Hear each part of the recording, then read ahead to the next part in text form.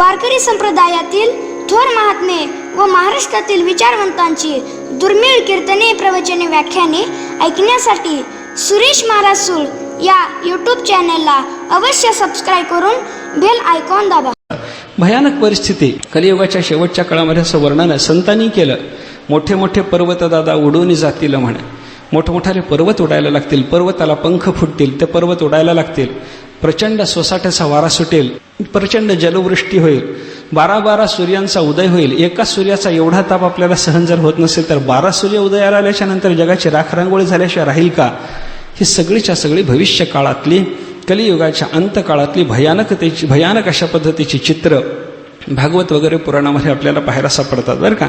अनेक संतांनी याचं वर्णन केलेलं आहे. नाथ महाराजांनी त्यांचं एक कैकाय नावाचं जे भारुड आहे त्या भारुडामध्ये फार सुंदर वर्णन केलेलं आहे. या पृथ्वीमध्ये एक विपरीत होणार आहे. नाथ महाराजांनी वर्णन केलेले, पृथ्वीमध्ये एक दादा विपरीत होईल, बहीण भावा दोघा जणांचा विवाह लागेल, 5 वर्षाची नारी भ्रतार मागेल, 6 वर्षाची बाळा गर्भिण होईल. नाथांचं चिंतन आहे. भविष्यकाळाचा विचार, कलियुगाच्या अंतकाळामध्ये काय काय होणार, विपरीत होईल, अत्यंत विपरीत होणार. काय? बहीण भावा दोघा जणांचा विवाह लागेल. सखा भाऊ आणि सखी बहीण यांच्यामध्ये जे नातं निर्माण होण्याची व्यवहार, परमार्थ, शास्त्र कोणत्याही दृष्टीनं शक्यता नाही, अशा बहीण भावाची लग्न कलियुगाच्या शेवटच्या काळामध्ये लागतील. नाही लागलेली पाहायला मिळायला लागलीत आता. बहीण भावा दोघा जणांचा विवाह लागेल, 5 वर्षाची नारी भ्रतार मागेल, 6 वर्षाची बाळा गर्भिण होईल. इतकी विषयांधता, विषय लोलुपता, विषयाचे लोलिंगत ते फजित होतील, अशा पद्धतीची अवस्था कलियुगाच्या शेवटच्या काळामध्ये होणार आहे. भविष्य काळाचं हे चिंतन कशाकरता सांगितलं बोला. आपल्यासमोर संतांनी किंवा भागवतांनी हे उपस्थित केलं कशासाठी? एकच त्याच्यातला उद्देश आपल्याला विचारात घेता येतो. ही भविष्यकाळातली भयान परिस्थिती पाहून या परिस्थितीमध्ये आपण जन्माला यावं असं आपल्याकडून कोणत्याही प्रकारचं कर्म घडू नये. परमात्म्याचं चिंतन घडावं, परमपराची प्राप्ती व्हावी, जन्माभाव सिद्ध व्हावा आणि ही भयान परिस्थिती पाहण्याचा आपल्यावर प्रसंग येऊ नये हे आपल्याला कळावं.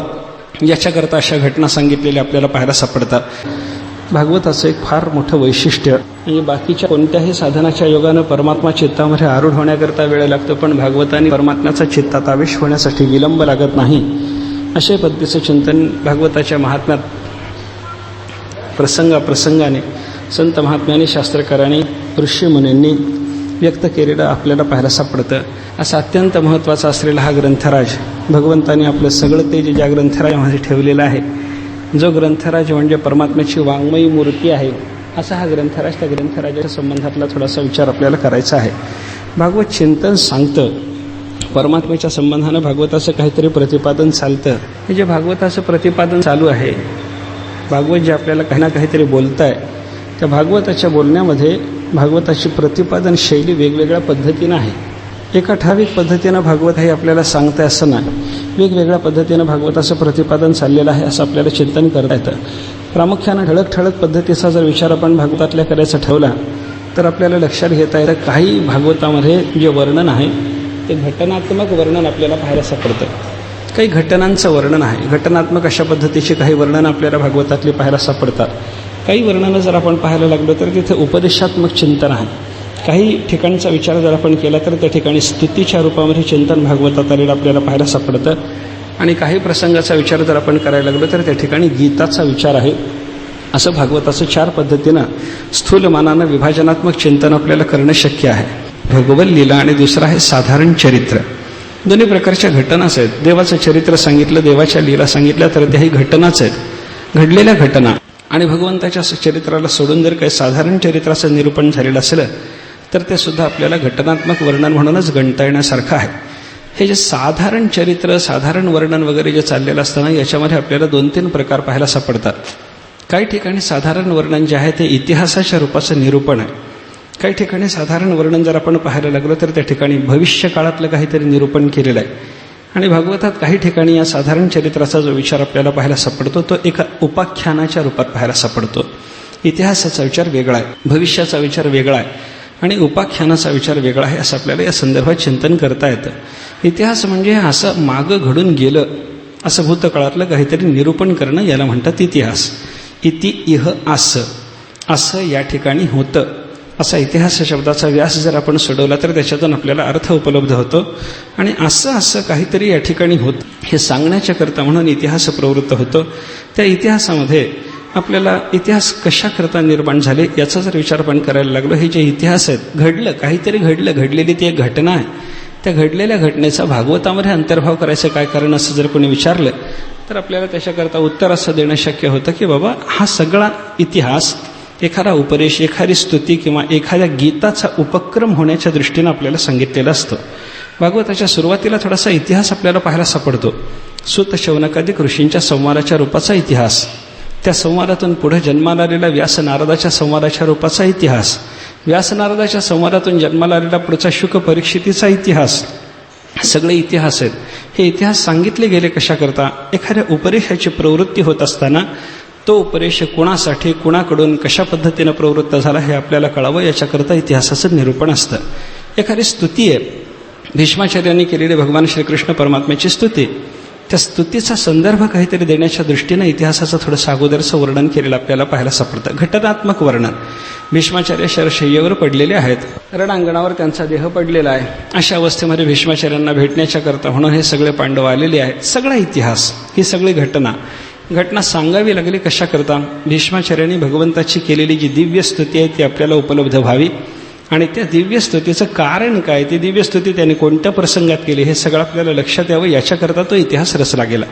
एखाद्या स्तुतीचा आरंभ, एखाद्या उपदेशाचा आरंभ, एखाद्या गीताचा आरंभ हा कशासाठी, कोणासाठी, कधी, कोणाकडून झाला या सगळ्या गोष्टी या इतिहासामध्ये सांगितलेल्या आपल्याला पाहायला सापडतात.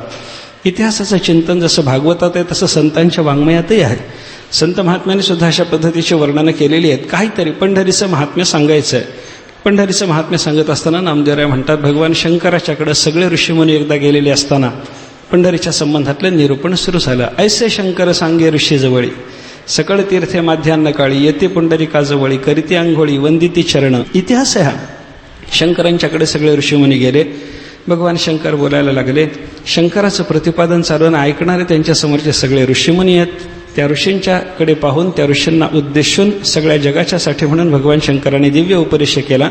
सगळी तीर्थ माध्यान्ह काळाला चंद्रभागेमध्ये येतात आणि इथं स्नान करतात. परमात्मा पंढरीनाथाला पुंडली करायला वंदन करतात. हे जे चिंतन नामदेवरायांनी व्यक्त केलेलं आहे, घटनात्मक वर्णन आहे. नामदेवरायांनी ही घटना सांगितली, हा इतिहास सांगितला कशाकरता? पंढरीचं महात्म्य व्यक्त व्हावं. शंकर ऋषी यांचा संवाद सांगणं, शंकर ऋषींच्या संवादासाठी ते निरूपण आहे असं समजू नका. भगवान शंकराचा आणि ऋषींचा झालेला संवाद जो नामदेव आपल्याला सांगतात, पंढरी महात्म्य व्यक्त करण्याकरता पुढं काहीतरी त्याच्यातून जगाच्या कल्याणाचं उपलब्ध व्हायचं आहे याच्यासाठी म्हणून अशा पद्धतीचे इतिहास सांगण्याची पद्धती आपल्याला पाहायला सापडते. हा जसा इतिहास सांगितला जातो, त्या इतिहासाच्या निरूपणानंतर दुसरं साधारण चरित्र वर्णनातलं घटनात्मक वर्णन जर आपण पाहायला लागलो, काही ठिकाणी भविष्याचं वर्णन आहे. संतांनी अशी वर्णनं केलेली आहेत. भागवतात, पुराणामध्ये अशी वर्णनं आलेली आहेत. भागवत किंवा इतर कोणतंही पुराण म्हणजे मेलेल्या राजांच्या कथा, असं काही लोकांचं म्हणणं आहे. आता या मेलेल्या राजांच्या कथा जर असतील तर या ठिकाणी भविष्याचं जे चिंतन येतं, भविष्यकाळात होणाऱ्या घटना किंवा भविष्यकाळात होणारे राजवाडे, भविष्यकाळात होणारे देवाचे अवतार, भविष्यकाळात होणारी जगाची अवस्था, या सगळ्या गोष्टीचं जे चिंतन पाहायला सापडलं ते सापडायला नको होतं. ते इथं उपलब्ध व्हायला नको होतं. ज्या अर्थी भविष्यकाळातल्या सगळ्या गोष्टींचा निर्देश भागवतामध्ये आपल्याला पाहायला सापडतो किंवा अन्य पुराणातही पाहायला सापडतो, त्या अर्थी या भागवत आदिक ग्रंथामध्ये केवळ भूतकाळाचं चिंतन आहे असं समजायचं कारण नाही. पुरा परंपरा वक्ती पुराणम तत् प्रकीर्तितम ही पुराणाची व्याख्या आहे. गोष्ट खरी, पूर्वीची परंपरा सांगण्याकरता म्हणून निर्माण झालेला ग्रंथविशेष म्हणजे पुराण, ही पुराणाची व्याख्या आहे, बरोबर आहे. पण केवळ पूर्वीचंच काहीतरी सांगणं असं नाही. पूर्वीच्या परंपरेला अनुसरून वर्तमानकाळही सांगायचा, भविष्यकाळही सांगायचा. आणि या वर्तमानकाळ भविष्यकाळामध्ये सुद्धा पूर्वीची परंपरा हीच कल्याणावह आहे अशा पद्धतीचं चिंतन उपस्थित करायचं, हा पुराणाचा उद्देश आहे. केवळ मागचं काहीतरी सांगावं याच्याकरता पुराण इतिहासाची उपलब्धी झाली, उत्पत्ती झाली, निर्मिती झाली असं समजायचं कारण नाही. भविष्य काळातली चिंतनं तीही आपल्याला भागवताने सांगितलेली पाहायला सापडतात. घटनात्मक अशा पद्धतीची जी वर्णन आहे त्याच्यातला पहिला प्रकार इतिहास सांगणे, दुसरा प्रकार आपल्याला पाहायला सापडतो भविष्यकाळातलं वर्णन करणे. कलियुगामध्ये पुढच्या काळामध्ये काय काय होईल वर्णनं भागवतामध्ये आपल्याला पाहायला सापडतात. कलियुगामध्ये पुढच्या काळामध्ये कोण कोण राजे होणार आहेत, द्वादश स्कंधामध्ये त्यांचं वर्णन आपल्याला केलेलं पाहायला सापडतं. भविष्य काळामध्ये या कलियुगाच्या अंत काळामध्ये शेवटच्या समयामध्ये भगवंताचा कल्की रूपानं जो अवतार होणार आहे त्याचंही वर्णन आपल्याला पाहायला सापडतं. किंवा भागवताचं निर्माण होण्याच्या पूर्वी जे अवतार झालेले नव्हते अशाही अवताराची वर्णनं भागवतामध्ये आपल्याला पाहायला सापडतात. आता जे अवतार झाले नव्हते त्यांची वर्णनं कलियुगाच्या अंतकाळामध्ये अजूनही जो व्हायचा आहे अशा पद्धतीचा कल्की अवतार, त्या अवताराचं वर्णन, भविष्य काळात होणाऱ्या राजांची वर्णनं, भविष्य काळात होणारी कलियुगातली सगळ्या जगाची परिस्थिती, त्या परिस्थितीचं चिंतन, हा सगळ्याच्या सगळा भागवतातला विचार जर आपण पाहायला लागलो तर हे भविष्य काळातल्या घटनांचं वर्णन आहे असं आपल्याला म्हणता येतं. इतिहास जसा सांगितला भागवतानं त्याप्रमाणे काही भविष्य काळातलंही चिंतन आपल्यासमोर भागवतानं उपस्थित केलेलं आहे. सांगितलं कशाकरता भविष्यकाळ? इतिहास जसा परमात्मा चिंतनाकरताच सांगितला, परमात्म्याकडे प्रवृत्ती होण्याकरताच सांगितला, त्याप्रमाणे भविष्यकाळही परमात्मा चिंतनाकरताच सांगितलेला आहे. कशी संगती घ्यायची? विचार टीकाकाराने या संदर्भातला असा सांगितलेला आहे. भविष्यकाळात जगाची होणारी जी स्थिती आहे ती स्थिती पाहायला आपल्याला जन्मजन्मांतर प्राप्त होऊ नयेत याच्याकरता परमात्मा चिंतन करा आणि मुक्त व्हा हे आपल्या लक्षात यावं, हे आपल्याला सुचवलं जावं, याच्याकरता भविष्यकाळातल्या परिस्थितीचं वर्णन. भविष्यकाळातले जे अन्यायी राजे असतील त्या अन्यायी राजांच्या राज्यशासनामध्ये आपल्याला जन्म मिळू नये याच्याकरता आपण परमात्मा चिंतन करून कृतार्थ झालं पाहिजे, जन्माभावरूपी मोक्ष सिद्ध करून घेतला पाहिजे. हे सामान्य माणसाला कळावं, साधकाला करावं, भागवत चिंतकाला कळावं. याच्याकरता म्हणून भागवतामध्ये त्या भविष्यकालीन राजांची, भविष्यकालीन परिस्थितीचे, भविष्यकाळात निर्माण होणाऱ्या अवतारांची वगैरे वगैरे वर्णनं आपल्याला पाहायला सापडतात. भयानक परिस्थिती कलियुगाच्या शेवटच्या काळामध्ये असं वर्णन संतांनी केलं. मोठे मोठे पर्वत दादा उडून जातील म्हणे, मोठमोठाले पर्वत उडायला लागतील, पर्वताला पंख फुटतील, ते पर्वत उडायला लागतील, प्रचंड सोसाट्याचा वारा सुटेल, प्रचंड जलवृष्टी होईल, 12 सूर्यांचा उदय होईल. एका सूर्याचा एवढा ताप आपल्याला सहन जर होत नसेल तर 12 सूर्य उदयाला आल्याच्या नंतर जगाची राखरांगोळी झाल्याशिवाय राहील का?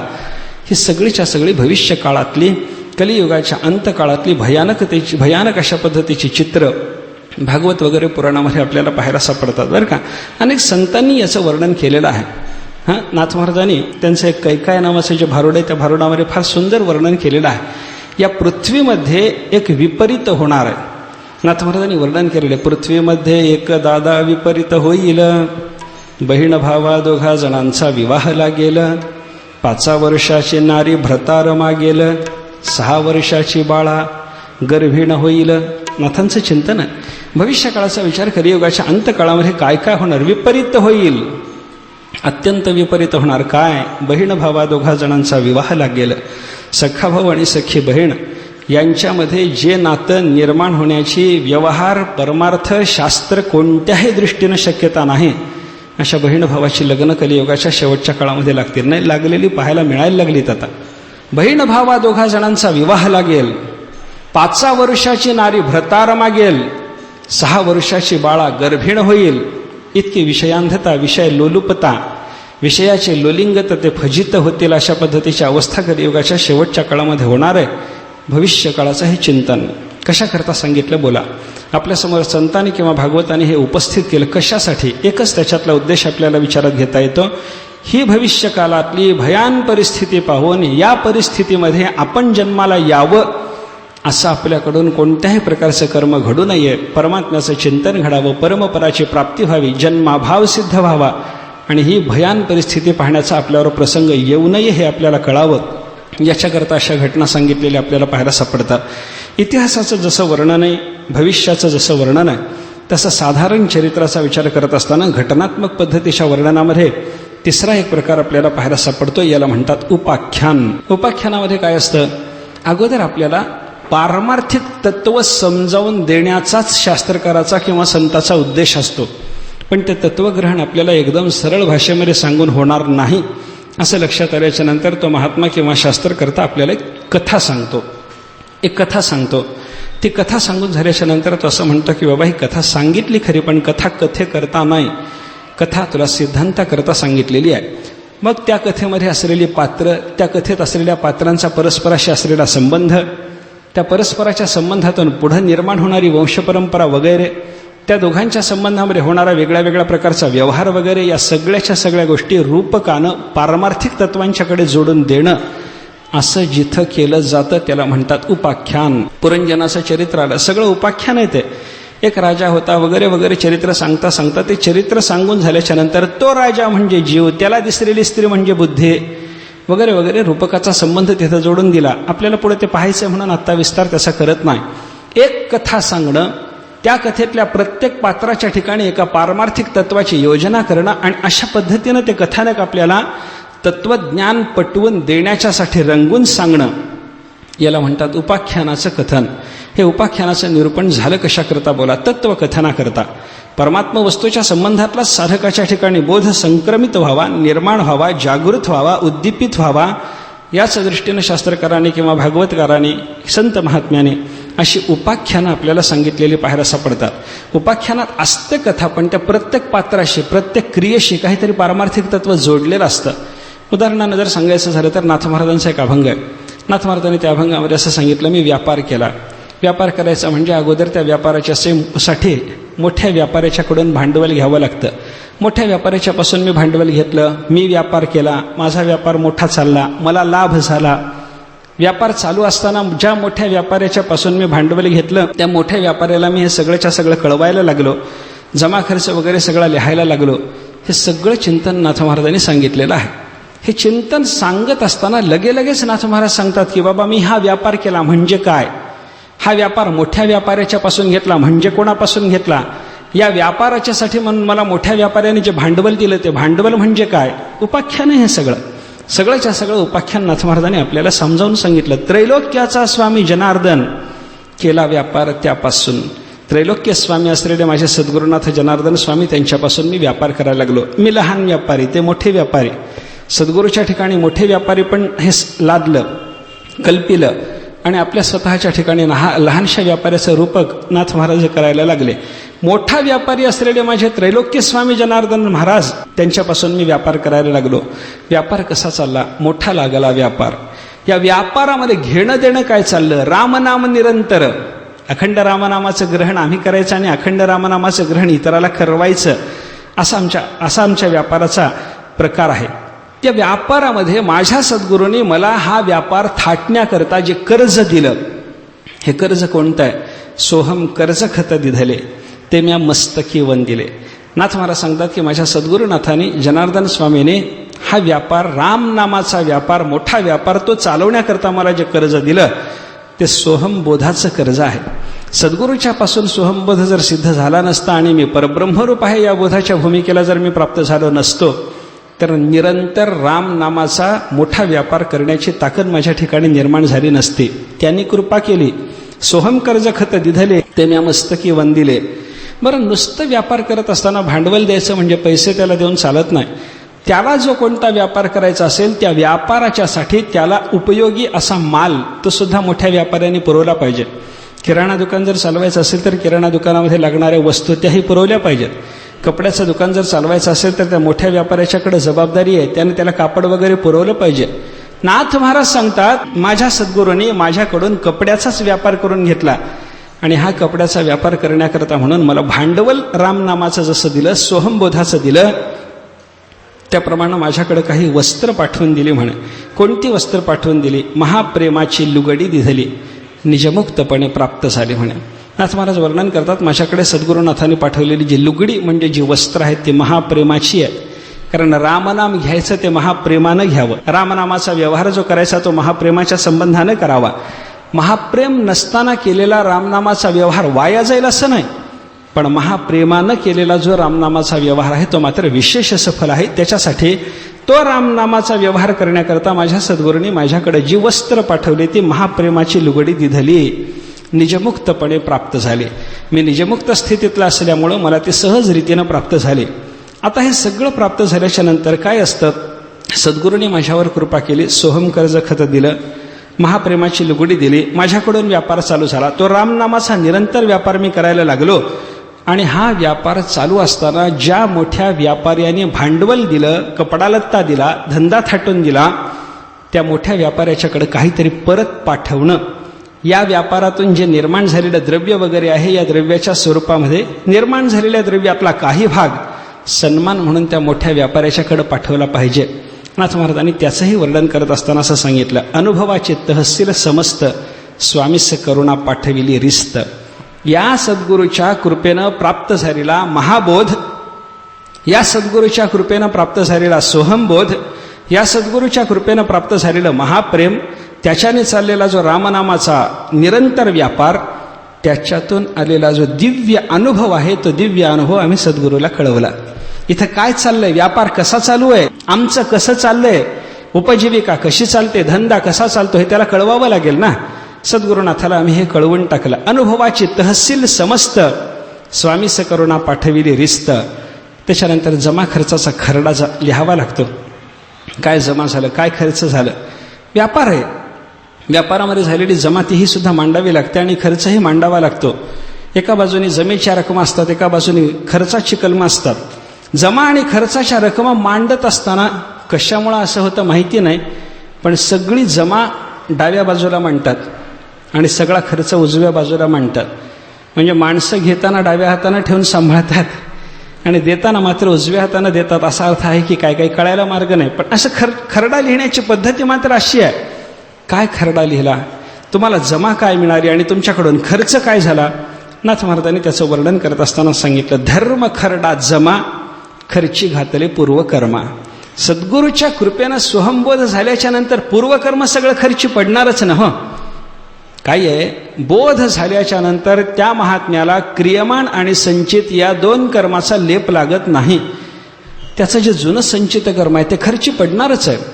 सद्गुरूंनी सोहमबोध दिला आणि त्याच्यानं हे खर्ची घातले पूर्वकर्मा हे झालं धर्माचा खरडा मात्र. कारण अनुभव उत्तरोत्तर परमात्मा स्वरूपाचा जो प्राप्त व्हायचा आहे त्याच्याकरता म्हणून हा दिव्य शुद्ध धर्माचा खरडा आम्ही जमा करून ठेवला.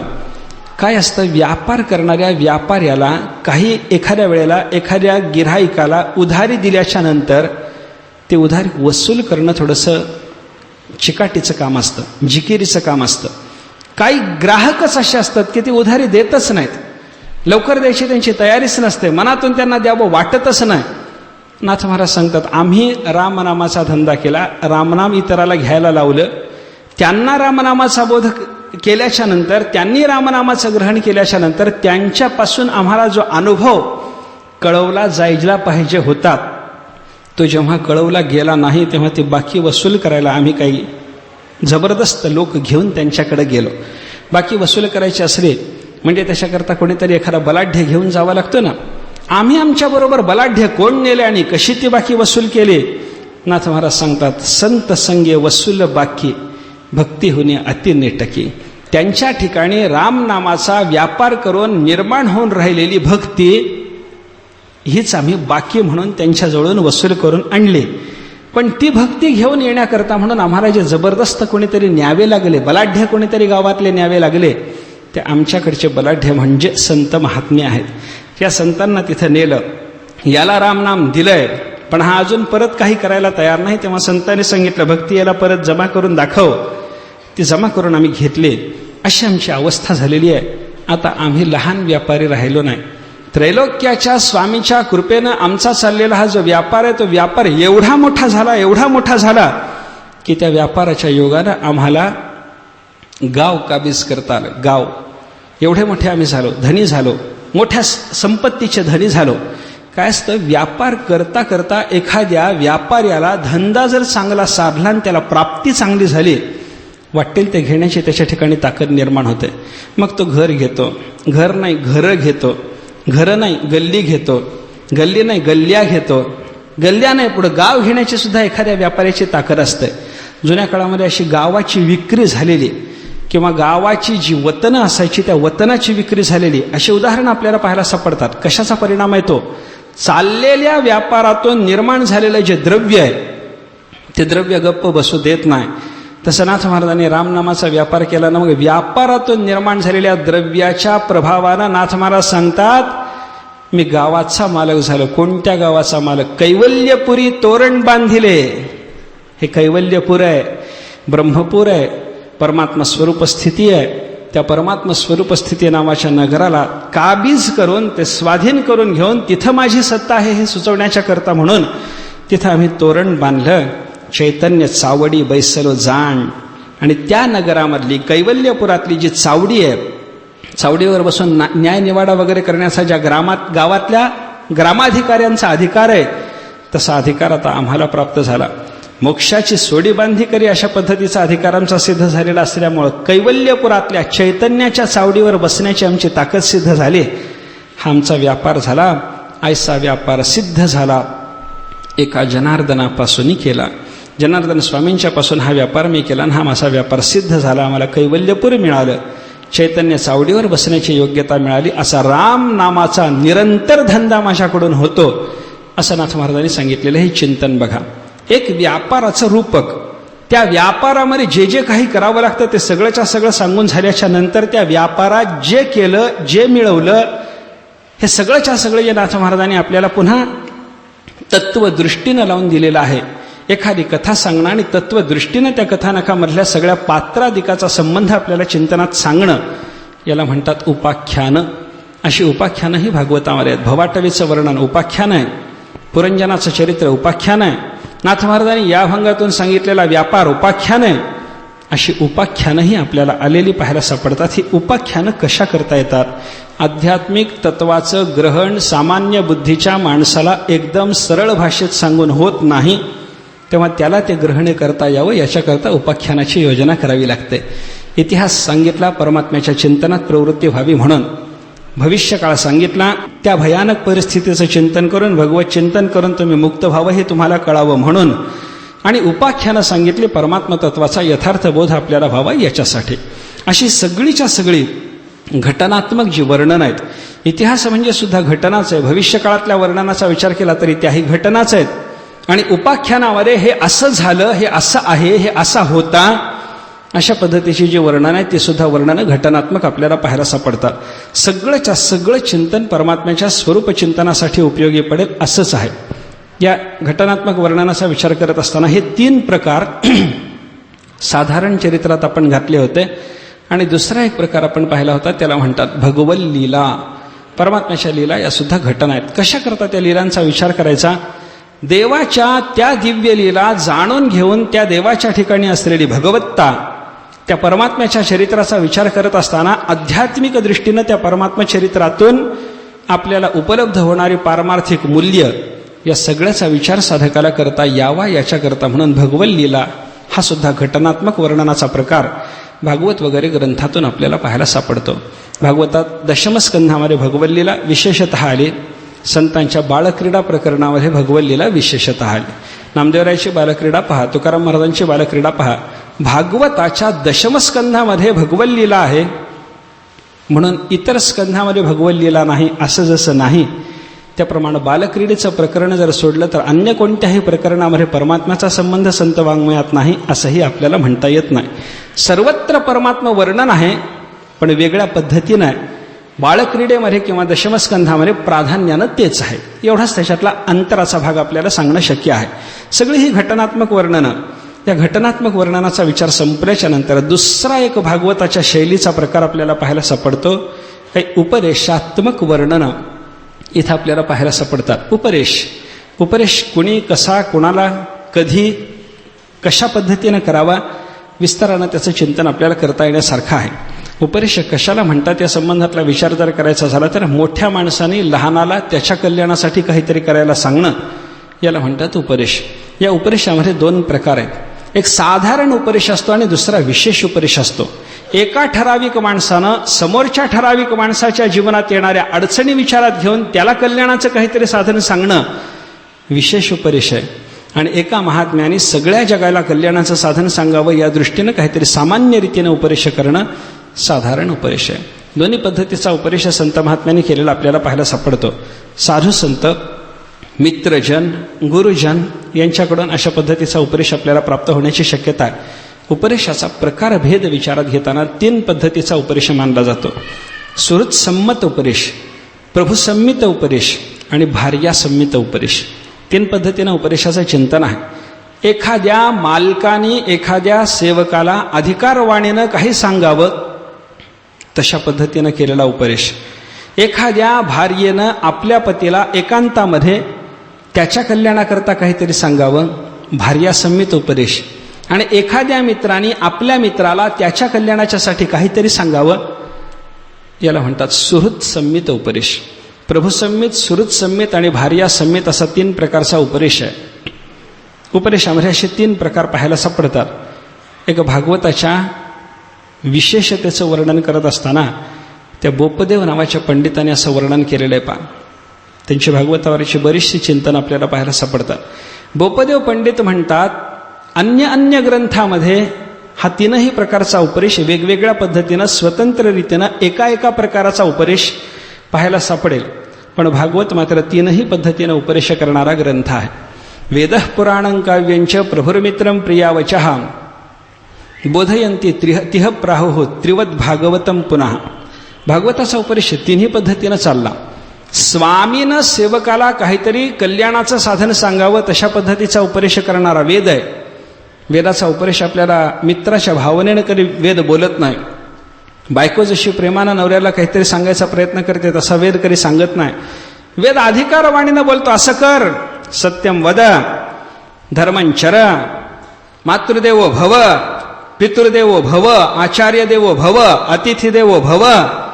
हे तुला केलं पाहिजे, धर्माचं आचरण केलं पाहिजे, अधर्मातून बाजूला झालं पाहिजे, खरं बोललं पाहिजे, आईबापाला देव मानलं पाहिजे, असा तू हो. अधिकारवाणीचा उपदेश आहे. म्हणून वेदाचा उपदेश प्रभुसंमित उपदेश. दुसरा प्रकार सांगितला उपदेशाचा सुहृत संमित. मित्राला मित्रानं काहीतरी सांगणं. मालकाने सांगण्यामध्ये अधिकारवाणी आहे, पण मित्र सांगत जरी असला त्याच्यात अधिकार जरी असला तरी सलगी जास्त असते. मित्राच्या बोलण्यामध्ये सलगी आहे, प्रभूच्या बोलण्यामध्ये अधिकार आहे.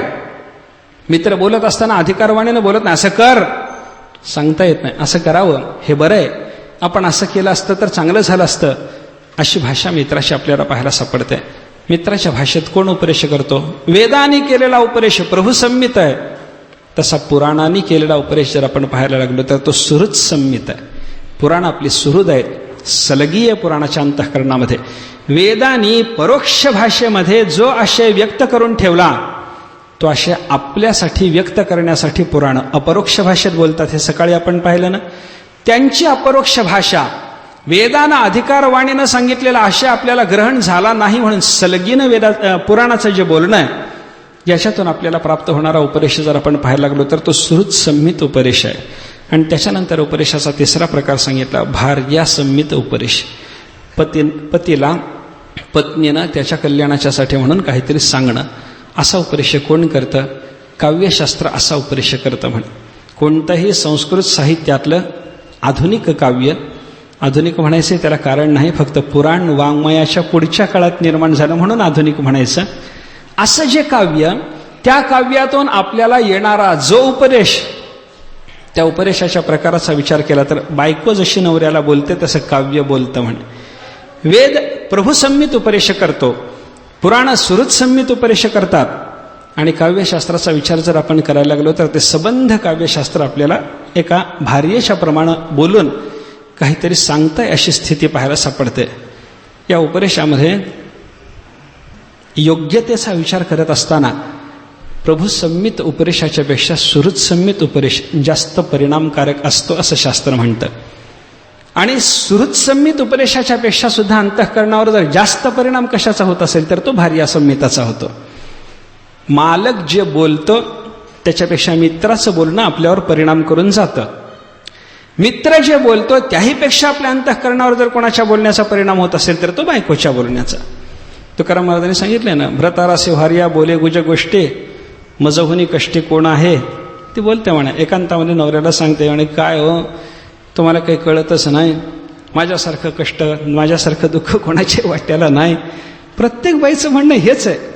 तिच्यासारखी दुःखी तीच जर असेल तर मग दुसरीनं बोलत असताना सुद्धा तसंच का बोलावं हेच कळत नाही.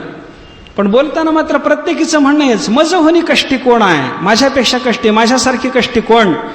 प्रत्येकीचं हेच बोलणं. जोडी तसा तुम्ही खाती येरच चोरे, माझी तर पोरे हळहळते. तुम्ही मिळवून आणायचं आणि दुसऱ्यानेच घरातल्या चोरांनी खायचं. म्हणजे नवऱ्याचे भाऊ सगळे चोर झाले, नवऱ्याचं सगळं गणगोत चोर. खाती येर चोरे, माझी तव पोरे हळहळते. हे बायकोचं बोलणं. बघा तुम्ही, मालक जर तुम्हाला असं काही सांगेल माणसाच्या मनावर त्याचा परिणाम व्हायचा नाही. मित्र जरी बोलला तरी परिणाम व्हायचा नाही, पण बायको जर असं बोलली तर हा लगेच म्हणतो सकाळी उठून वेगळा निघेन. महाराजांच्या अभंगात आहे म्हणून बोलतो. सकाळी झालं, निर्णय झाला, त्याचा परिणाम झाला अंतःकरणावर. वेदानं जर काही सांगितलं, मालकानं जर सांगितलं, इतक्या लवकर परिणाम आहे का? सकाळी उठून म्हणतो का? नाही. मित्रानं सांगितलं तर सकाळी उठून लगे असं करतो, वागतो, म्हणतो का? म्हणत नाही. पण भार्येनं बोलल्या बरोबर म्हणतो सकाळी उठून वेगळा निघेन. जर निघालो नाही तर शपथ असेल म्हणे तुझे. लगे याचं बोलणं चालू होतं. आणि वेगळं निघाल्याच्या नंतर काय काय करायचं आजच सांगून जातो तो. आपली परिस्थिती सुधारेल, सगळे पैसे आपल्या जवळ जमा राहतील, खायला इतर कोणी चोरं राहणार नाहीत, संपत्ती जमा व्हायला लागली की मग तुला दागिने घडवतो. काय काय दागिने करायचे त्याची यादी. पहिल्यांदा चपला हार. कशा करता तिला करायचा काय माहिती नाही, त्याचं नाव चपलाहार. वस्तुतः तो चप्पल हार नाही बरं का, चप्पलांचा हार नाही. चप्पला शब्दाचा अर्थ वीज आहे. विजेसारखा लखलखणारा तो हार असला पाहिजे. पण तो एवढा काळा कुट्टा असतो, त्याच्यावर एवढं बायकांनी किटन चढवलेलं असतं की ते काही दिसतच नाही, ते चमकतच नाही. असू द्या. भार्या संमित उपदेश ताबडतोब परिणाम करणार आहे. वेद, पुराण आणि काव्य अनुक्रमानं प्रभू, सुहृत आणि भार्या संमित उपदेश करतात. भार्या संमिताचा मनुष्याच्या अंतःकरणावर एवढा लवकर परिणाम व्हावा याचं कारण काय? किंवा या उपदेशाला, या उपदेश प्रकाराला महत्त्व देण्याचं कारण काय? कारण असं सांगितलंय, पती आणि पत्नी दोघांमध्ये वेगळेपण नाही. ज्या पत्तीवर न विभाग विद्यते दंपत्यो सहाधिकारित्वात. कोणत्याही वैदिक कर्माचा अधिकार दंपतीला मिळून आहे. जाया आणि पती या दोघांच्या बाबतीमध्ये विभागाचा विचार नाही. ते दोघं वेगळे नाहीत. बायको वेगळी, नवरा वेगळा असं जर झालं तर त्यांना नवरा बायको म्हणायचं कारणच नाही. परित्यक्ता म्हणा त्या स्त्रीला, प्रोषित भर्तृका म्हणा फार तर तिला. दोघांचा एक जीव असला पाहिजे, दोघांचा एक विचार असला पाहिजे, दोघांचं मिळून एक हित असलं पाहिजे. मालकाचं हित आणि सेवकाचं हित एक नाही. मित्राचं हित दुसऱ्या मित्राच्या हिताबरोबर एक नाही. म्हणून प्रभू संहिताचा परिणाम ताबडतोब होत नाही. सुहृत संहिताचा परिणाम अंतःकरणावर ताबडतोब होत नाही. पण भार्या आणि पती या दोघांचं मिळून एक हित असल्यामुळं पत्नीनं केलेल्या उपदेशाचा मात्र मनुष्याच्या अंतःकरणावर ताबडतोब परिणाम होतो. अशी स्थिती आपल्याला पाहायला सापडते. 3 पद्धतीचा उपदेश करण्याकरता वेद, पुराण आणि काव्य हे 3 ग्रंथ प्रकार हे आपल्या समोर उपलब्ध जरी असले तरी भागवत मात्र त्रिवत भागवतम पुन्हा. 3 पद्धतीनं भागवताचा उपदेश आपल्यासाठी चालू आहे. अधिकार वाणीनंही भागवत काही सांगेल, मित्राप्रमाणेही सांगेल आणि भार्येप्रमाणेही सांगेल. किंवा उदाहरणाचा विचार करून जर आपल्याला या उपदेश प्रकाराचा विचार करायचा झाला तर शुकाचार्यांनी परीक्षितीला केलेला उपदेश प्रभू संहित म्हणा, नारदानी व्यासांना केलेला उपदेश सुहृत संहित म्हणा, सुतानी शौनकादिकांना केलेला भागवताचा उपदेश सुहृत संहित म्हणा, आणि सुदाम्याच्या भार्येनं सुदाम्याला भगवंताच्याकडे पाठवण्याच्या करता म्हणून केलेला उपदेश भार्या संहित म्हणा. 3ही प्रकाराचं चरित्र पद्धतीनं वर्णनसुद्धा भागवतात आपल्याला पाहायला सापडेल. किंवा उपदेश प्रकाराचा विचार करत असताना हे 3ही उपदेश प्रकार भागवतानं अवलंबलेले आहेत असं आपल्याला लक्षात घेता येतं. उपदेश पद्धतीनं विचार करत असताना भागवतात 2ही पद्धतीचा उपदेश किंवा संत वाङ्मयात 2ही पद्धतीचा उपदेश आहे. एक असतो साधारण आणि दुसरा आहे विशेष उपदेश. एका विशिष्ट अधिकाऱ्याच्या करता त्याची अडचण विचारात घेऊन केला जाणारा महात्म्याच्याकडून होणारा उपदेश विशेष उपदेश. चांगदेवाची अडचण ओळखून चांगदेवाला 65चा उपदेश विशेष उपदेश. चांगदेवालाच 65, इतराला नाही.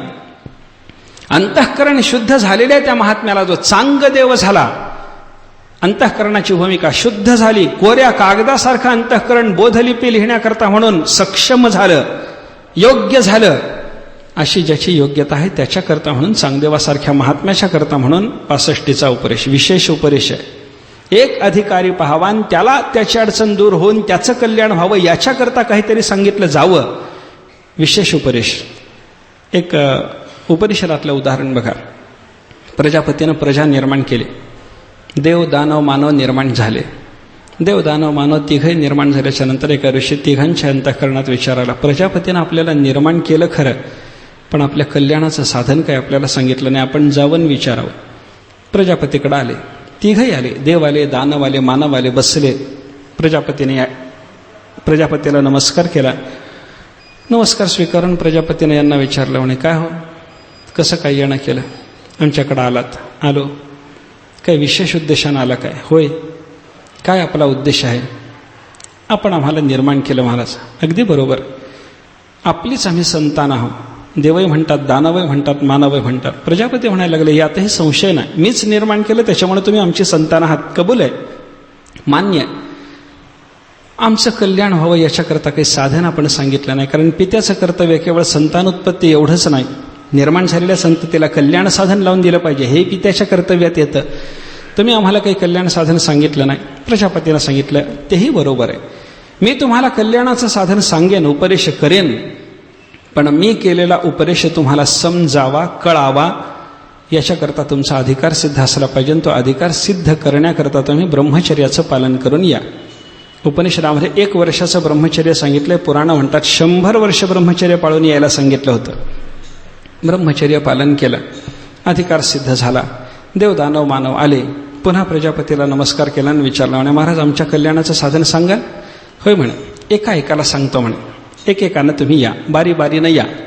पहिल्यांदा देवांना बोलावलं. सगळे देव समोर बसले. सगळे देव समोर बसल्याच्या नंतर प्रजापतीने सांगितलं, म्हणे तुम्ही आला? होय. ब्रह्मचर्य पाळलं, अधिकार सिद्ध झालाय. मी सांगतो तो उपदेश श्रवण करा, ऐका, लक्ष देऊन ऐका, असं प्रजापतीनं सांगितलं. डोळे मिटून या सगळ्या देवांना कान टवकारून ऐकायला सांगितलं आणि एकच अक्षर उच्चारलं, द. संपलं म्हणे. द, एकच अक्षर. एक अक्षर सांगायला वर्षभर ब्रह्मचर्य पाळून यायला सांगितलं होतं. आता आपलं 6-6 तास बोलणं चालतं, पण कोणाला काही साधना सांगितली नाही. कारण काय, तुमच्यावर परिणाम व्हावा असं तुमचं अंतःकरण अगोदरच सिद्ध झालेलं आहे. मग कशाला तुम्हाला साधना सांगून तुमचा अधिकार सिद्ध करा हे सांगायचं?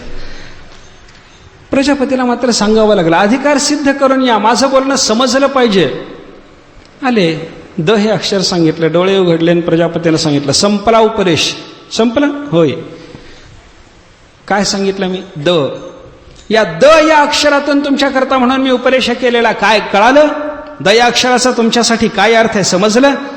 सगळे देव म्हणायला लागले, हो कळालं. म्हणून काय कळालं? देवांनी सांगितलं, आमच्या ठिकाणी विषय प्रवृत्ती जास्त आहे. देवा हा विषयीण, हा देव शब्दाचा अर्थच लावला जातो. ते विषयी आहेत, विषयांध आहेत. आपल्याला प्राप्त होणारे विषय आणि देवांना प्राप्त होणारे विषय तुलनेनं विचार करा. प्राकृत विषय आहेत आपले, सामान्य विषय आहेत, आणि देवांना प्राप्त होणारे विषय दिव्य आहेत. उदाहरणानं विचार करायचा झाला तर आपल्याला मिळतो तो चहा, देवांना मिळतं ते अमृत. चहा आणि अमृत, सामान्यता, दिव्यता, याचा विचार करा. सामान्य विषयाचं प्रेम जर माणसाला सुटत नसेल तर दिव्य विषयाचं प्रेम त्या देवांना जडल्याच्या नंतर ते सुटेल का? अमृत पानाची सवय लागल्याच्या नंतर ते सोडवत नाही. अप्सरा मिळाल्याच्या नंतर ते सोडवत नाही. स्वर्गाचं राज्य मिळाल्याच्या नंतर, ते सिंहासन मिळाल्याच्या नंतर सोडवत नाही. आसक्ती, विषयांधता त्यांच्या ठिकाणी आहे. देवांनी सांगितलं, आमचा स्वभाव विषयांध असल्यामुळं आमचं कल्याण होत नाही, तेव्हा ही आमची विषयांधता बाजूला सारली जावी, यासाठी तुम्ही आम्हाला द या अक्षराचा उपदेश केला. द चा आमच्यासाठी असलेला अर्थ दाम्यत, इंद्रियाचं दमन करा. या दमनानं आमचं कल्याण होणार आहे असं आपण बोलला. बरोबर आहे? प्रजापतीनं सांगितलं, अगदी बरोबर. तुम्हाला द या अक्षरातून इंद्रियाचं दमन करा हेच मला सांगायचं होतं. चला, इंद्रियाचं दमन करा, स्वतःचं कल्याण सारा. चला, पुढच्या लोकांना येऊ द्या. दानव आले. दानवाने विचारलं, म्हणे महाराज आम्हाला साधन सांगणारे बसा, लक्ष द्या, कान टवकारा, सर्वांगाचे कान करून ऐका, इंद्रियाच्या ताघवे तेही श्रवणाचे घर रिघावे, अशी अवस्था करून ऐका. कान टवकारून ऐकायला लागल्याबरोबर सगळ्यांना पुन्हा त्याने सांगितलं द. त्यांनाही दच अक्षर दिलं. विचारलं, कळालंय म्हणे. काय अर्थ आहे? दैत्यानी, दानवानी सांगितलं, म्हणे महाराज आमचा स्वभाव अत्यंत क्रूर आहे आणि ही आमची क्रूरताच आमचं कल्याण होऊ देत नाही. तेव्हा या क्रूरतेचा कल्याणाच्या कामातला अडसर दूर व्हावा या दृष्टीनं तुम्ही आम्हाला द या अक्षरातून उपदेश केला. दयध्वम, दया करा, सर्व भूतमात्रांच्या विषयीचा दयाभाव अंतःकरणात बाळगा, हे सांगायकरता तुम्ही आम्हाला द अक्षर दिलं. बरोबर आहे? बरोबर आहे म्हणे. चला, दयाभाव अंतःकरणात बाळगा, कल्याण करा, कल्याण साधा. तुम्ही पुढे व्हा, मानवाला येऊ द्या. समोर मानव आले. मानवाने हात जोडून प्रार्थना केली की देवा आम्हालाही कल्याण साधन पाहिजे. होय, काय कल्याणाचं साधन आमच्याकरता आपण सांगणार आहात? देवाने त्यांनाही उपदेश प्रजापतीनं केला. दच अक्षर दिलं. काय या दया अक्षराचा अर्थ? तुमच्यासाठी या दया अक्षराचा अर्थ काय तुम्हाला समजला? असं प्रजापतीनं विचारल्याबरोबर मानवाने सांगितलं हो म्हणे. कळालं. काय कळालं? मानव म्हणायला लागले आम्ही कृपण आहोत. मनुष्याचा स्वभाव कृपणतेचा आहे. आणि ही कृपणता काय, माणूस किती कृपण असतो, आता ते फाटे फोडायला नको. अजून कृपणतेचा स्वभाव, संग्रहाची वृत्ती आली ती कृपणतेतून. बरं का, काय आहे, आपल्याला मिळालेल्या एक भाकरीतून अर्धी भाकर संध्याकाळी खाय करता ठेवावी असा जरी विचार आला, कृपणता. संग्रहाची वृत्ती कृपणतेतून आलेली आहे. ज्या अर्थी संग्रहाची भावना मनुष्याच्या अंतःकरणावर आहे त्या अर्थी तो कृपण आहे, कद्रू आहे. आणि ही कृपणता मनुष्याचं कल्याण होऊ देत नाही. म्हणून कृपणता बाजूला जावी आणि आमचं कल्याण व्हावं या दृष्टीनं आम्हाला तुम्ही द अक्षर जे दिलं त्याचा आमच्यासाठी उपदेश आहे. दत्त म्हणजे देत जा, दान करा, दानात प्रवृत्त व्हा. प्रजापतीने सांगितलं अगदी बरोबर, तुम्हालाही बरोबर बोध झाला. मी कशा करता हे बोललो? विशेष उपदेश. दिलेलं अक्षर सर्वांच्यासाठी एकच आहे, द. पण द या अक्षरातून देवांच्यासाठी दमन करा, दानवांच्यासाठी दया करा, मानवाच्यासाठी मात्र उपदेश करत असताना त्या दच अक्षराचा दान करा असा जो अर्थ झाला. प्रत्येकाची अधिकार भूमिका वेगळी वेगळी असल्यामुळं प्रत्येकाला एकच अक्षर जरी दिलेलं असलं तरी उपदेश मात्र विशेष प्रत्येकाच्यासाठी वेगळा वेगळा आहे. विशेष उपदेशाचा असा आहे. या विशेष उपदेशाचा विचार करत असताना भागवतासारख्या ग्रंथामध्ये अनेक प्रकरणं येतात. हंसगीताचा विचार करा, कपिलगीत पहा, उद्धवाला भगवान श्रीकृष्ण परमात्म्याने 11 स्कंधामध्ये केलेला उपदेश पहा, ब्रह्मदेवाला सांगितलेलं चतुश्लोकी भागवत पहा. ही सगळी प्रकरणं जर आपण पाहायला लागलो तर हा विशेष उपदेश. चांगदेवाला ज्ञानेश्वर महाराजांनी केलेला 65टीचा उपदेश विशेष उपदेश. आणि या विशेष उपदेशाच्या सोबत काही वेळेला साधारण उपदेश असतो. असं करा, नामस्मरण करा, संतांनी सांगितलं. सामान्य उपदेश कोणी करावं? ठराविक त्याच्याकरता म्हणून अधिकार सांगितलेला आपल्याला पाहायला सापडत नाही. सामान्य रीतीने असा काही वेळेला उपदेश प्रवृत्त झालेला आपल्याला पाहायला सापडतो. अनेक ठिकाणी संतांचा सामान्य उपदेश आहे. न करी रे संग, राहे रे निश्चळ, लागो निधी मळ ममतेचा. अशी अवस्था संपादन करा. ममता नको, संग आसक्ती नको, कुठे गुंतून राहणं नको. अशी अवस्था जर तुमची झाली तर त्यातून तुमचं कल्याण होणार आहे असं सांगणं, याला काय म्हणतात? साधारण उपदेश. सामान्य रीतीने केलेला सर्वांच्यासाठी येणारा तो उपदेश आहे. कल्याणाच्यासाठी म्हणून सर्वांनी हे करावं, हे करण्यानं सर्वांचं कल्याण होतं असं जिथं सांगितलं जातं त्याला म्हणतात सामान्य उपदेश. आणि दुसरा प्रकार उपदेशाचा सांगितला विशेष उपदेश. भागवतामध्ये अशा पद्धतीनं साधारण आणि विशेष दोन्ही प्रकारचा उपदेश आपल्याला पाहायला सापडतो. विशेष उपदेश भागवतातला काय आहे? तुम्हाला निष्कर्म स्थिती संपादन करून घ्यायची जर असेल तर त्याच्यासाठी भक्ती, वैराग्य, ज्ञान हे सगळीच्या सगळी साधनं तुमच्या ठिकाणी आवश्यक आहेत. भागवताचा उपदेश आहे यत्र ज्ञान विराग भक्तिसहितम नैष्कर्म्यमाविष्कृतम. ज्ञान वैराग्य भक्तीसह वैराग्याचं स्वरूप, निष्कर्म अवस्थेचं स्वरूप भागवतात सांगितलं. ज्ञान म्हणजे काय सांगितलं, भक्ती म्हणजे काय सांगितलं, वैराग्य म्हणजे काय सांगितलं. संतांनी सांगितलं भक्ती ते नमन, वैराग्य तो त्याग, ज्ञान ब्रह्मीभोग ब्रह्मतनून. यत्र ज्ञान विराग भक्ती सहितम नैष्कर्म्यमाविष्कृतम हे वचन बघा, आणि भक्ती ते नमन, वैराग्य तो त्याग, ज्ञान ब्रह्मीभोग ब्रह्मतनू हे वचन बघा. काय फरक आहे? संतांनी सुद्धा तशाच पद्धतीचे उपदेश आपल्याला केलेले पाहायला सापडतात. भक्तीच्या युगानं वाटेल ते प्राप्त होणं शक्य असल्यामुळं परमात्मा बाकीचं सर्व देण्याच्या बाबतीमध्ये उदार आहे, पण भक्ती मात्र देत नाही. भक्तीच्या बाबतीमध्ये परमात्म्याची कृपणता. मुक्तीन ददाती करीचित स्मन भक्ती योगम. मोक्षही देतो, वैर्यालाही देतो. तुझ्या औदार्य जाणो ये स्वतंत्र देताना म्हणसी पात्रापात्र पै कैवल्य ऐसे पवित्र. वैर्याही दिधले. आपण काल विचार करून आलो, विषारी स्तनपान करून मारायला आलेली पुतना, तिलाही परमात्मा मोक्ष देतो. मुक्तीन ददाती करहिचित स्म ददाती स्म. परमात्मा मोक्ष देतो. मोक्ष देण्याच्या बाबतीत उदार. न भक्ती योगम, भक्ती मात्र देत नाही. का? भक्ती दुर्लभ आहे. संतांनी हेच सांगितलं, भक्ती प्रेम सुख नेणवे आणि का पंडित वाचका ज्ञानी आसी आत्मनिष्ठ जरी झाले जीवनमुक्त तरी भक्ती सुख दुर्लभ त्या. हा विचार आहे. ज्ञानाची चरमसीमा म्हणजे भक्ती, भक्तीची चरमसीमा म्हणजे ज्ञान. हे चिंतन जसं आपल्याला भागवतात पाहायला सापडतं. संतांनी सांगितलं, हेची भक्ती, हेचे ज्ञान, एक विठ्ठलाची जाण, परमात्म्याला जाणावं, हीच भक्ती, हेच ज्ञान. साधारण आणि विशेष उपदेशाचा विचार जर आपण करायला लागलो तर अशा पद्धतीनं उपदेश भागवतात पाहायला सापडतो. एक चिंतन आहे घटनात्मक, दुसरी भागवताची शैली पाहिली तर ती उपदेशात्मक, तिसरं भागवताचं निरूपण आपण जर पाहायला लागलो तर ते स्तुत्यात्मक आहे. स्तुती आहेत तिथं, वेगळ्या वेगळ्या प्रकारच्या स्तुती, देवतांच्या केलेल्या स्तुती, सकाम भक्तानं केलेल्या स्तुती, निष्कामानं केलेल्या स्तुती, तत्वज्ञान प्रधान स्तुती, मागणी प्रधान स्तुती, साधन प्रधान स्तुती, अन्यान्य देवतांच्या स्तुती, सगळं भागवतात आपल्याला पाहायला सापडतं. पण नियम असा आहे भक्तिशास्त्रकाराचा, स्तुती एक भगवंताचीच करावी. स्तुती अथवा निंदा करावी देवाची, कीर्ती मानवाची सांगो नये. सामान्य माणसाचं वर्णन करू नका. स्तुती करायची ना भगवंताची करा, निंदा करायची झाली तरी देवाची करा, कल्याण करते ते. जगाची निंदा, जगाची स्तुती, त्याच्यातून आपल्याला लाभ नाही. पण परमात्म्याच्या स्तुतीतून तर लाभ आहेच आहे, निंदेतूनही लाभ आहे. परमात्म्याच्या संबंधानं हा स्तुती निंदेचा प्रकार आपण अवलंबात घ्यावा. काही स्तुतीमध्ये जी वर्णनं येतात, काही लोकांचं म्हणणं आहे की बाबा स्तुतीमध्ये प्रत्येक वेळेला अर्थवाद असतो. असं नाही.